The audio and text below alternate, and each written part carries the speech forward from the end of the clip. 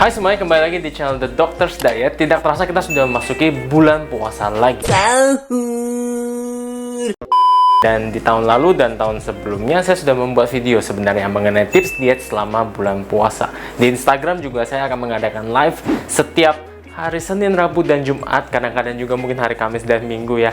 Ya pokoknya akan ada live selama bulan puasa yang membahas tentang fitness dan juga nutrisi. Jadi jangan lupa untuk follow Instagram saya. Nah, di video hari ini saya akan memberikan kepada teman-teman lebih ke arah tips-tips praktisnya yang lebih to the point gitu, yang bisa langsung teman-teman praktekkan hari ini juga. Harapannya dengan menjalankan tips-tips ini teman-teman bisa menurunkan berat badannya secara sehat atau setidaknya mempertahankannya. Jadi selama bulan puasa ini teman-teman tidak hanya mendapatkan manfaat secara rohani tapi juga secara fisik. Sebelum kita masuk ke dalam tipsnya, ada dua prinsip nutrisi selama bulan puasa yang menurut saya harus teman-teman pahami terlebih dahulu. Jadi coba didengarkan dulu sampai habis dan jangan di skip, oke? Sabar, nanti pasti akan saya kasih tips-tips praktisnya. Kita mulai dari prinsip yang pertama. Saya ingin kita menyamakan pandangan kita terlebih dahulu. Hal yang paling mempengaruhi perubahan berat badan adalah keseimbangan kalori. Kalau kalori yang teman-teman konsumsi lebih rendah daripada kalori yang teman-teman bakar, maka akan terjadi penurunan berat badan. Hal ini tidak hanya berlaku di luar bulan puasa, jadi selama bulan puasa juga tetap berlaku ya teman-teman. Jadi jika teman-teman berpuasa tapi makannya melebihi kebutuhan kalori, ya teman-teman tidak akan bisa menurunkan berat badannya.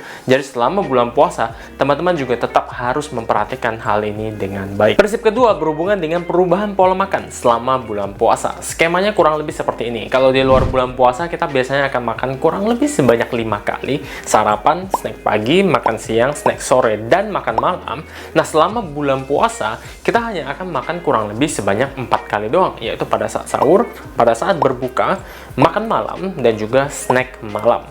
Maka jika kita makan seperti biasanya ya, seperti di luar bulan puasa, maka sebenarnya akan terjadi defisit kalori secara alami yang menyebabkan penurunan berat badan. Namun kenyataannya itu tidak semudah teori. Seringkali pada saat makan malam atau pada saat kita berbuka dengan makanan dan minuman berkalori tinggi.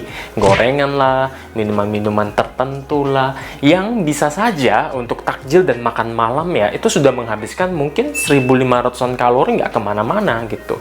Lalu ada snack malam dengan mungkin 200-an kalori, dan saat sahur ya mungkin hanya menghabiskan 600 kalori. Sehingga totalnya aja itu udah menjadi 2300 kalori. Bukannya defisit kalori, tapi malah jadi surplus kalori. Sehingga sebenarnya ya, kalau misalnya kita mau menjaga berat badan kita atau menurunkan berat badan selama puasa, ya makanlah seperti biasa, jangan sampai kalap. Tapi seperti yang sering saya bilang, teori itu lebih mudah daripada prakteknya. Maka dari itu, ini ada 7 tips untuk membantu kamu untuk bisa menjaga pola makan dengan lebih mudah. Sebelum saya mulai, saya mau minta maaf terlebih dahulu karena saya tidak menjalankan ibadah puasa. Maka panduan ini saya buat dari sisi gizinya aja ya. Dan buat teman-teman lain yang mungkin punya tips praktis juga ya, gimana supaya puasanya bisa lancar dan sehat, bisa banget share tipsnya di kolom komentar di bawah ya, biar teman-teman lainnya juga bisa sama-sama belajar. Nah, tips pertama adalah untuk berbuka dengan sesuatu yang ringan.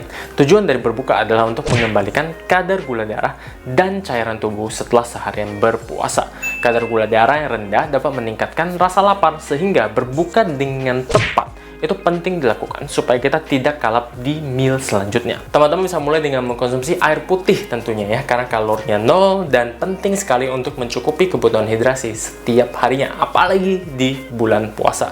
Teman-teman juga bisa mulai dengan buah-buahan yang sebenarnya tidak ada yang khusus sih sebenarnya, jadi terserah ke preferensi teman-teman. Kalau teman-teman suka jenis buah-buahan kering ya khas Ramadan seperti kurma, boleh banget. Kalau misalnya teman-teman suka jenis buah-buahan yang lebih berair seperti semangka, pepaya, melon, itu juga boleh banget. Karena buah-buahan selain tinggi serat dan juga cairan, juga ada gulanya yang bisa membantu menjaga kadar gula darah kita. Tips kedua adalah berbukalah dengan menu yang seimbang. Cara paling mudah untuk mengatur menu makanan yang seimbang adalah dengan metode isi piringku dari Kemenkes RI. 1/6 piring untuk protein, 2/6 untuk karbohidrat seperti nasi, kentang, umbi-umbian, lalu 1/6 lainnya untuk buah, dan 2/6 sisanya itu untuk sayuran. Dengan mengikuti panduan ini, harapannya teman-teman bisa makan dengan jumlah kalori dan nutrisi yang cukup. Kalau misalnya teman-teman sudah terbiasa ngitung kalori, sudah terbiasa ngatur makro, ya silahkan, boleh banget. Tinggal sesuaikan aja dengan kebutuhan kalori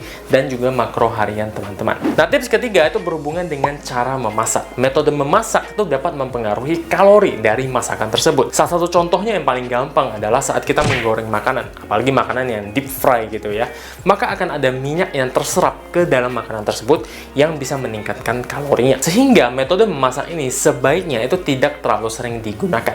Ingat ya, tidak terlalu sering, bukan berarti nggak boleh sama sekali. Boleh sekali-sekali, tapi jangan terlalu sering. Coba cari alternatif masak lain yang lebih hemat kalori, yang lebih hemat minyak. Seperti dibakar, dipepes, dibikin sup, dikukus, dan lain sebagainya. Nah, tips keempat itu juga masih berhubungan dengan cara memasak, yaitu fokus di makanan yang berkuah atau sup. Tapi sup bening. Ya, jadi kalau kalori sup gulai. Sup gulai, ya beda lagi ceritanya gitu ya. Yang saya maksud adalah sup bening gitu. Masakan jenis ini menurut saya sangat bermanfaat selama bulan puasa. Satu, karena cukup mudah untuk dimasak. Dua, mengandung air yang bisa membantu mencukupi kebutuhan cairan harian kita. Dan tiga, biasanya mengandung nutrisi yang lengkap. Jadi proteinnya ada ya, bisa menggunakan ayam misalnya. Seratnya kita bisa masukin kentang, kita bisa masukin wortel, kita bisa masukin sayuran ya.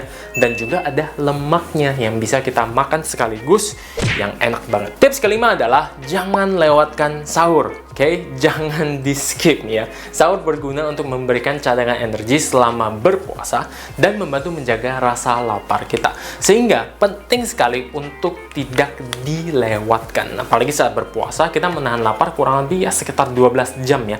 Sehingga tubuh itu butuh asupan serat dan protein lebih banyak agar merasa kenyang lebih lama. Nah, pengaturan menunya sebenarnya cukup simple dan bisa mengikuti menu berbuka. Jadi menggunakan metode isi piringku dari Kemenkes RI tadi. Satu tips sebenarnya supaya sahurnya bisa membantu kenyang lebih lama dan nggak gampang lapar saat puasa, sebagai tambahan protein dan serat, teman-teman bisa tambahkan 1 bar sojoy yang tinggi kandungan serat dan proteinnya. Nah, tips keenam itu masih berkaitan dengan masalah cemilan ini, oke? Dan berguna banget buat teman-teman yang sulit bangun pada saat sahur, apalagi mau nyiapin makanan yang seimbang. Jadi ada beberapa solusi. Yang pertama adalah kalian bisa siapkan cemilan seperti sojo ini yang mudah konsumsinya, sekaligus juga memberikan nutrisi yang kalian perlukan, terutama di protein dan serat, dan mampu menjaga rasa lapar teman-teman selama seharian nanti untuk berpuasa dengan lebih baik. Selain itu, teman-teman juga bisa sahur dengan menu yang sama dengan menu berbuka. Jadi mungkin masaknya lebih banyak gitu ya pada saat berbuka. Jadi pas sahur nanti ya tinggal dipanasin aja gitu, terus langsung makan. Atau kalau buat kamu yang nggak masak, anak kos gitu ya silakan beli dulu malam sebelumnya ya, supaya besok pagi pas sahur udah nggak ribet-ribet lagi, udah nggak kaget-kagetan lagi mau beli apa, mau makan apa.